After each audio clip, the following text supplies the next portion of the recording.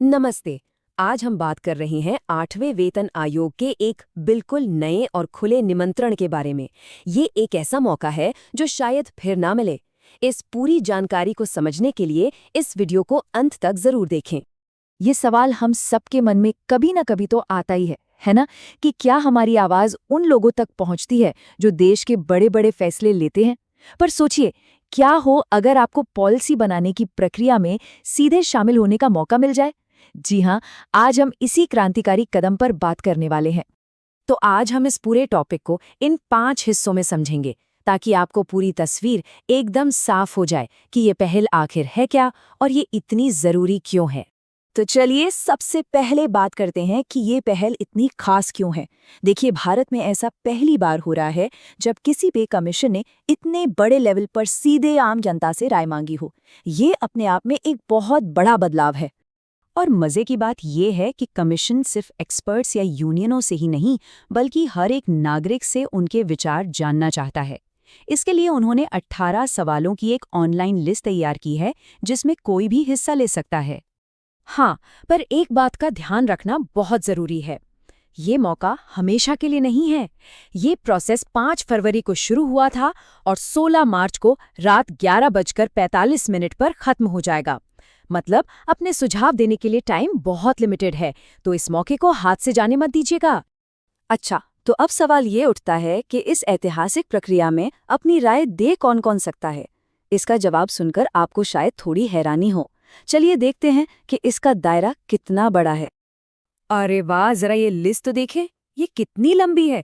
सरकारी विभाग, कर्मचारी, पेंशनर्स, रिसर्चर्स और सबसे जरूरी बात, कोई भी आम नागरिक, मतलब आप और हम भी अपनी राय दे सकते हैं। सच में ये लोकतंत्र की असली भावना को दिखाता है। और ये देखिए, ये बहुत बहुत जरूरी बात है जो भरोसे की नींव रखती है। आयोग ने पूरी तरह से गोपनीयता का वादा किया है। इसका सीधा सा मतलब है कि कोई भी बिना डरे, बिना किसी झिझक के अपनी सच्ची और खरी खरी बात रख सकता है। आपकी पहचान पूरी तरह से गुप्त रखी जाएगी।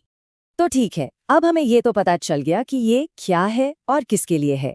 पर सवाल है, इसमें हिस्सा ले तो लें कैसे? घबराइए मत, प्रोसेस को बहुत ही सिंपल बनाया गया है। प्रोसेस पूरी तरह से ऑनलाइन है। आपको बस mygov.in पोर्टल पर जाना है और कुछ आसान से स्टेप्स फॉलो करने हैं। आप अपनी सहूलियत के हिसाब से हिंदी या इंग्लिश किसी भी भाषा में जवाब दे सकते हैं।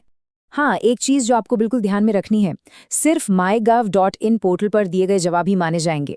ईमेल, चिट्ठी या किसी और तरीके से भेजे गए सुझावों पर कोई विचार नहीं किया जाएगा। ऐसा इसलिए ताकि सारा डेटा एक जगह, एक ही फॉर्मेट में इकट्ठा हो और उसे एनालाइज करना आसान हो। और एक बार फिर से याद दिला दूं, आखिरी तारीख है 16 मार्च। इस डेट को अपने कैलेंडर में अभी मार्क कर लीजिए। तो चलिए अब ये देखते हैं कि आखिर किन किन टॉपिक्स पर आप अपने सुझाव दे सकते हैं। आयोग ने सरकारी कर्मचारियों और पेंशनभोगियों की जिंदगी से जुड़े लगभग हर जरूरी पहलू को इसमें शामिल किया है। ये देखिए, वेतन की बनावट, तरह तरह के भत्ते, पेंशन, महंगाई भत्ता, बोनस, यहाँ तक कि स्टाफिंग में सुधार जैसे बड़े मुद्दों पर भी आप अपनी राय दे सकते हैं। ये सच में जमीनी स्तर पर नीति को बदलने का एक शानदार मौका है।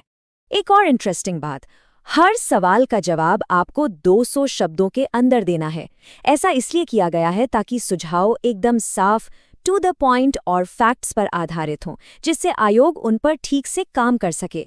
तो आखिर में ये समझना जरूरी है कि ये सब इतना मैटर क्यों करता है। ये सिर्फ एक सर्वे नहीं है, बल्कि उससे कहीं ज्यादा बड़ा और जरूरी है। देखिए, ये एक डायरेक्ट चैनल है, मतलब कोई बीच में नहीं। आपकी बात, आपकी परेशानी, आपके सुझाव सीधे कमीशन तक। ये नौकरशाही की कई परतों को हटाकर एक सीधा रास्ता बनाता है जहां असल दुनिया की समस्याओं को सुना और समझा जा सकता है।